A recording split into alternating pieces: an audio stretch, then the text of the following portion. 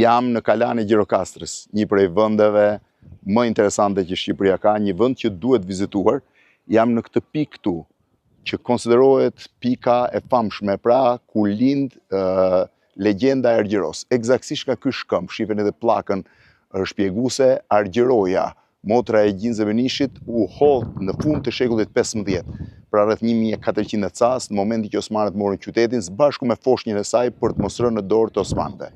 Foshnja, sipas legjendës, shpëtoi, ndërsa Argjeroja vdiq, por nëpër gurët e Kalas filloi dilte qumshti i saj. Tani, se sa është e vërtetë, sa është legjendë, është e vështirë ta thuash, është ky shkëmb këtu, pra mund ta shihni edhe pjesën e legjendës, është ky shkëmb këtu nga i cili ajo u hodh, është pjesa më fundore e Kalas, pjesa e hundës Kalas, në këtë lartësi të tillë, ku është rruga.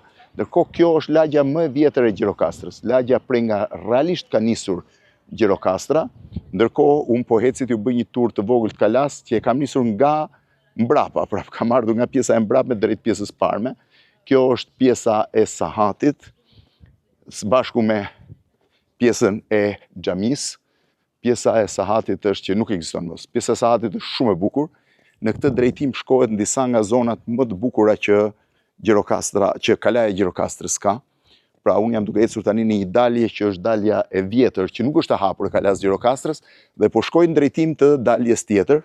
Këtu është pjesa e mureve që vinë nga sahati dhe drejtojnë në drejtim të njërës prej zonave më interesante, burgut Osman. Burgu Osman është këtu, është një nga gjërat më të rralla që Kalaja ka, duhet hysh thellë në atë grop. Kam një video të burgut Osman që mund ta shihni në kanalin tim në YouTube. Është burgu më i frikshëm që kishte Shqipëria në periudhën e perandorisë osmane. Ndërkohë, në këtë drejtim shkohet në fushën e Kalas, pra në zonën e qendrës Kalas, oborrit brendshëm, ku organizohet festivali i Gjirokastrës. Kalaja e Gjirokastrës është shumë e vjetër, ka pasur disa restaurime me kalimin e kohës. I fundit restaurim që i ka dhënë formën e sotme është restaurimi i bërë në kohën e Alipash Tepelenës. Ishte Alipash Tepelena që i dha formën që qyteti, për që Kalaja ka sot. Këtu jam prap në pjesën qendrore të oborrit.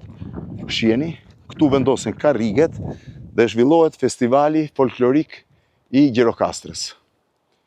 Është kjo skenë e festivalit folklorik Gjirokastrës me sahatin, me muret rrethuese në këtë drejtim. Po eci prap për të parë se si mund të shihni Gjirokastrën nga kjo pjesë e Kalas.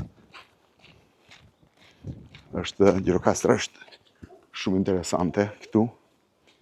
Pamja është fantastike, me shtëpinë e Zekatëve në sfond dhe gjithë shtëpitë e vjetra të Gjirokastrës.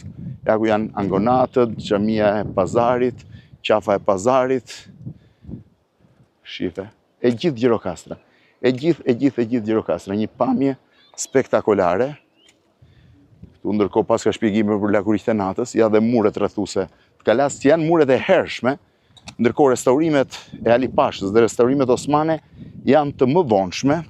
Alipasha e konsideronte Kalan e Gjirokastrës një pikë strategjike në rrugën që lidhte Tepelenën me Janinën, ku ai kishte dy kalat e tij kryesore, Kalan e Tepelenës që ringriti të gjithën, dhe Kalan e famshme të Janinës, ku dhe i pren kokën dhe u vramas një rrethimi osman të Hurshid Pashës. Kjo është pjesa e Kalas. Tani nuk mund t'ju them me detaje të gjithën sepse kam vetëm 8 minuta në këtë video, por është drejtimi që të çon në muzeun e Gjirokastrës. Në të dy anët këtu vijon burgu tjetër, burgu i frikshëm, edhe ky është burgu i mbyllur i periudhës osmane, i cili është përdorur deri në vitin 1932, ndërkohë që në këtë drejtim janë pjesët e ndejtjes së garnizonit. Kalaja është shumë e madhe. Është ndër kalat më të mëdha dhe të mirëmbajtura në Shqipëri. Është në gjendje të mirë edhe nga ana po e quaj e qëndrueshmërisë strukturimit, të strukturës saj, shife.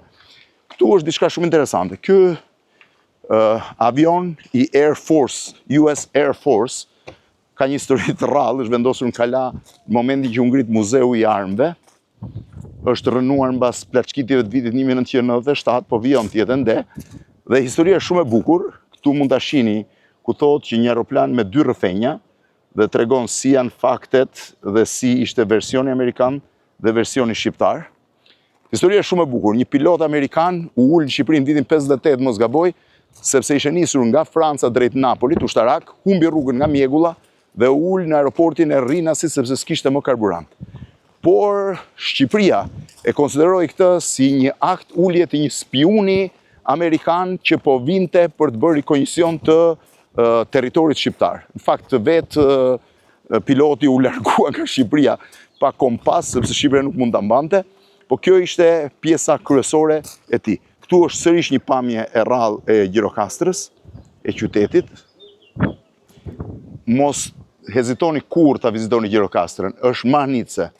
Topat e vjetër, të cilët kanë ardhur nga shumë vende të botës, tu është gjithë pjesa e Gjirokastrës me të gjitha banesat kryesore, pra me banesën e Angronatëve, banesën e Zekatëve, xhaminë e Pazarit, banesën e Skëndulejve, Muzeun etnografik që është shtëpia e Enver Hoxhës, shtëpinë e Kadares, ja Muzeu i Kadares, kishën e kryengjëjve, ndërsa kjo është pjesa që shkon drejt muzeut të mbyllur. Ky është burgu i 7 penxhereve, burgu që u ngrit më pas në kohën e mbretit Zog dhe që konsiderohej si burg modern, është sipër, pra burgu i 7 penxhereve, është ky këtu, me këtë pjesën qendrore. Sot është një muze i mbyllur i armëve, muzeu i hapur është tu poshtë, por njëkohësisht në anën tjetër ka dhe diçka është interesante, mund të vizitosh dhe qelitë e burgut ku kanë ngelur disa nga kundërshtarët politik të mbretit Zog. Tani hym në pjesën e brendshme të kështjellës. Mua kjo është korridori që më pëlqen më shumë. Është shumë i bukur. Kjo është pjesa nga erdhëm. Këtu janë të ekspozuar disa prej armëve që të cilat kanë mbetur në Shqipëri pas luftrave të ndryshme. Kjo është një kopje e veprës së Odise Paskalit. Ndërkohë, ky është muzeu i brendshëm dhe kjo është pjesa më e bukur në fakt e muzeut, e kolonadës muzeut, ku nga të 2 anët e tij janë armë nga më të vjetra, të përdorura thash nga ushtrit ndryshme që kanë pushtuar Shqipërinë gjatë historisë së saj. Në të 2 anët, pra ti mund gjesh armë, piktura, ndërkohë që muzeu vijon tutje, muzeu dhe Kalaja, nëse hyn në brendësi e sheh që ka shumë, pra jam midis armëve këtu, ka edhe labirinte të tjera që të çojnë në muzeun e mbyllur. Shiheni, dhe po rikthehem prap në kolonadën e famshme që është më e bukur për mua në Kala dhe është edhe shumë e instagramizuar së fundmi. Pra këtu jam në korridorin qendror, në kolonadën e Kalas, ku hyej me kal për të mbërritur në pjesën e garnizonit. Nëse vini në Gjirokastër, mos e humni kurrë këtë pamje, sepse është një muze për të vizituar, po dhe Kalaja vetvete është mahnice. Kalaja e Gjirokastrës, një prej muzeve më të bukur që Shqipëria ka, dhe këtu pastaj keni në dalje që nga mbyllur dera për të shkuar në qafën e Pazarit. Kalaja e Gjirokastrës vizitoheni se është mahnice.